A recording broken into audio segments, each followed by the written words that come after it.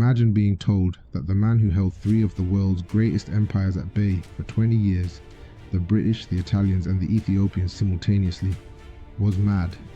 Imagine that the man who inspired generations of African nationalists, who built a state from nothing in the desert, who used poetry as a weapon of war, and who forced the British Empire to bomb Africa from the air for the very first time, was dismissed as a lunatic. That was what they called Sayyid Mohammed Abdullah Hassan, the Mad Mullah. And today on Muslim Biographies we are going to tell you exactly who he really was. Welcome to Muslim Biographies, where we bring the stories of Islam's greatest figures to life. If you are watching for the first time, this channel exists because these stories deserve to be told. The Muslim intellectual and political tradition runs deeper and is more extraordinary than most people ever get taught. Today's story is one of defiance, of poetry, of faith, and of a man who refused, no matter the cost, to let his people be erased. His name was Sayyid Mohammed Abdullah Hassan, and this is his story. Sayyid Mohammed Abdullah Hassan was born on the 7th of April 1856 in the valley of Samadik, near the town of Buhudo in northern Somalia, a land that was at that very moment being carved up by foreign powers who had never asked the Somali people for permission. His father, Sheikh Abdullah, was a religious teacher from the Ogaden clan. His mother, Timiro Sade, belonged to the Dul Bahante clan. From both sides of his family he inherited deep roots in Somali society, and from a very early age he displayed something extraordinary. He memorized the entire Quran as a child. He went on to study Islamic jurisprudence under local scholars and became known across the region for the power of his intellect and the sharpness of his tongue. Before we go any further, if you are finding this story powerful, please take 5 seconds right now and hit the subscribe button. It costs you nothing, but it means everything to a small channel like this one. Every subscriber tells the algorithm that these stories matter and helps us reach more people who need to hear them. Subscribe now and let us continue. It was a journey to Mecca that changed everything. In the 1890s, Hassan performed the Hajj. While in the holy city, he encountered the Salihiyya order, a reformist, militant Sufi tariqah that believed it was a religious duty to resist colonial rule and to purify Islam from within. He also heard of the great Sudanese resistance leader Muhammad Ahmad the Mahdi, who had led his people against the British in Sudan. These encounters lit something inside him that would never be extinguished. When Hassan returned to Somalia, he came back transformed. He came back with a mission. What he found when he returned was a homeland under siege from every direction. The British controlled the north, the Italians were pushing from the east and south, the Ethiopians under Emperor Menelik were expanding into the Ogaden, and perhaps most painfully of all, he witnessed something that he described as an open wound. Somali children being taken by Christian missionaries and converted away from Islam. The colonial project was not just political, it was cultural, it was spiritual, and for Hassan, that made resistance not just a political choice, but a religious obligation. He began to preach, he gathered followers. He was a man of extraordinary oratory. His speeches were described by those who heard them as electric, impossible to ignore, impossible to forget. He united men from different clans under a single banner, something that had rarely been achieved in the fragmented world of Somali tribal politics.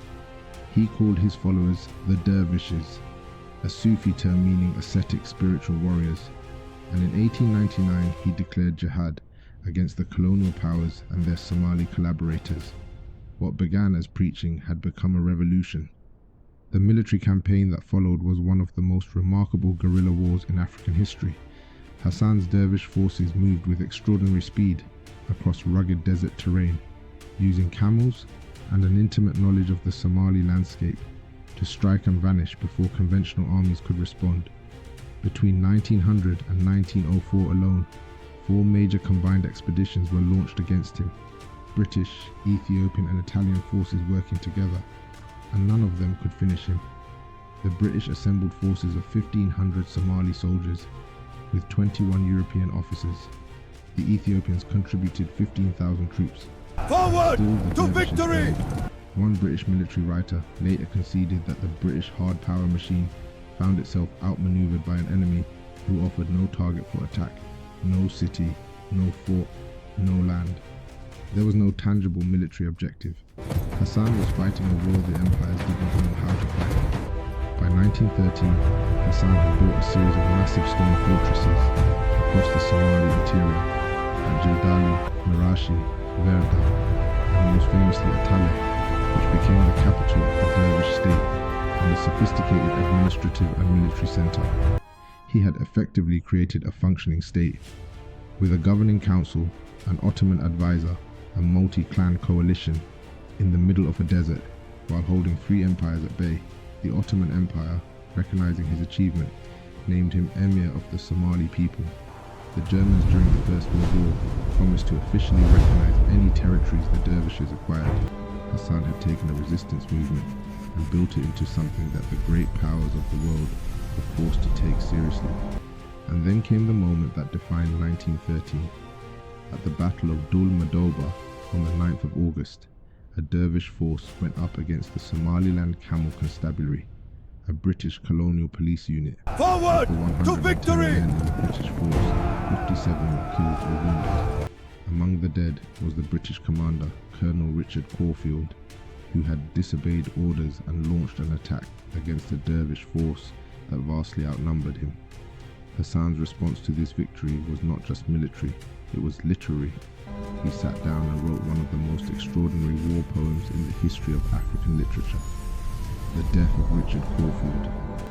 In it he addressed Corfield directly, instructing him what to say when he reached the afterlife. He wrote, "You have died, Corfield, and are no longer part of this world. A merciless journey was your portion. Tell them, from that day to this, the dervishes never ceased their assaults upon us." This was a man who understood that words were as powerful as weapons, that poetry could immortalize a victory in a way that swords alone never could. Here's something that needs to be understood about Hassan as a man and a leader. He was not a simple figure. He was extraordinary and he was complicated. His biographers acknowledge that his style of governance could be severe and that he made decisions that cost innocent lives, including among Somali clans who refused to join him. He was a leader forged in the fire of total war, and that fire left marks. But the British label, the Mad Mullah, was not a fair assessment. It was a propaganda tool. It was designed to dehumanize a man who was consistently outthinking and outfighting the most powerful empire the world had ever seen. The renowned Somali poet Hadrawi, who had mixed feelings about Hassan, still said of him, "He was the light I was following in my youth, my guide." Even his critics acknowledged the magnitude of what he represented. And then came 1920. After 4 failed major expeditions, the British decided to use a new weapon, one that had never been deployed on the African continent before: aircraft. The Royal Air Force, newly formed after the First World War, launched bombing raids on Hassan's fortress at Taleh on the 21st of January 1920. It was the first time in African history that air power had been used against an African population. Churchill, then Minister of War and Air, had personally advocated for the use of aircraft to resolve what the British called the Somali problem. When the planes first appeared in the sky over Taleh, some of Hassan's aides reportedly believed they were divine chariots coming to escort the Sayyid to heaven. They quickly learned otherwise. The bombing raids, combined with ground forces, inflicted serious damage on the dervish forts. Hassan escaped into the desert with his remaining followers. He was not finished.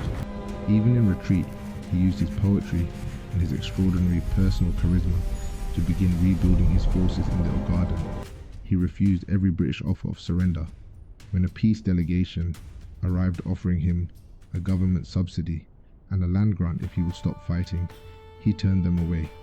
He had said it himself in words that have echoed through Somali history ever since.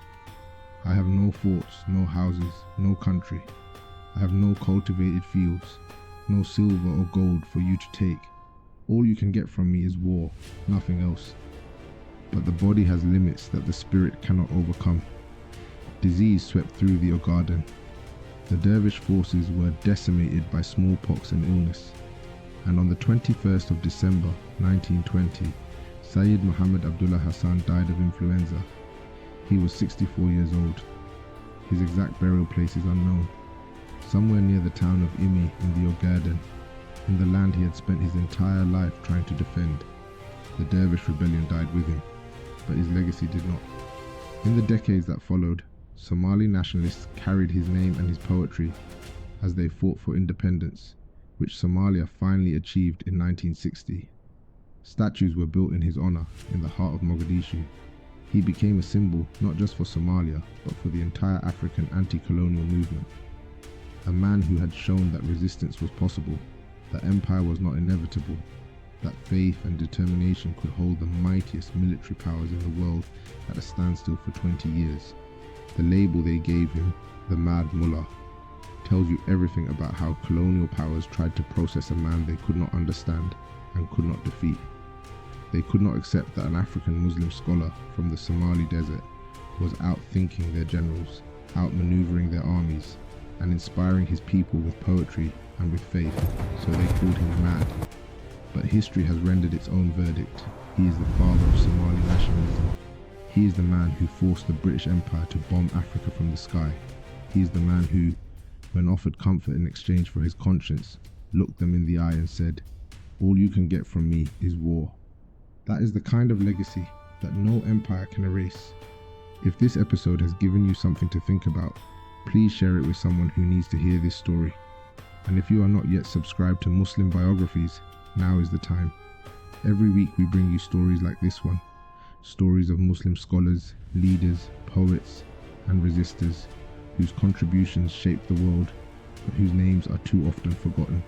Hit subscribe, turn on notifications, and join us on this journey, because there are so many more extraordinary stories still to tell, and we are just getting started.